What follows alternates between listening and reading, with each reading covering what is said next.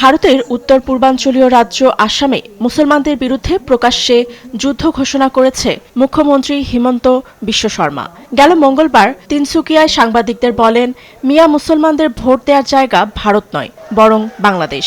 আসামে মিয়া শব্দটি সাধারণত বাংলাভাষী মুসলিমদের উদ্দেশ্যে অবমাননাকর অর্থে ব্যবহার হয়। বাংলাদেশ সে जो लोग आए हैं নিয়ম অনুযায়ী মিয়াদের এখানে ভোট দেওয়ার কথা নয়, তাদের উচিত বাংলাদেশে গিয়ে ভোট দেওয়া। তারা যাতে আসামে ভোট দিতে না পারে সেই ব্যাপারে আমরা কিছু ব্যবস্থা নিয়েছি।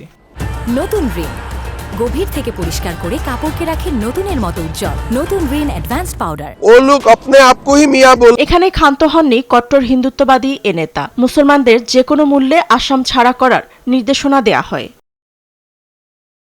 আসামে আসন্ন বিধানসভা নির্বাচন ঘিরে চলছে ভোটার তালিকা সংশোধন। মুখ্যমন্ত্রী জানান, তার দলের কর্মীরা ইতোমধ্যে ৫ লাখেরও বেশি ৭ নম্বর ফর্ম জমা দিয়েছেন, যার মাধ্যমে ভোটার তালিকা থেকে বাংলাভাষী মুসলমানদের বাদ দেওয়া হবে।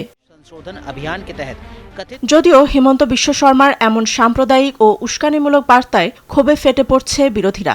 রাজনৈতিক মহলে দেখা দিয়েছে এর তীব্র প্রতিক্রিয়া। কংগ্রেস নেতা আমান ওয়াদুদ মুখ্যমন্ত্রীর মন্তব্যকে সরাসরি সংবিধান বিরোধী বলে আখ্যা দেন।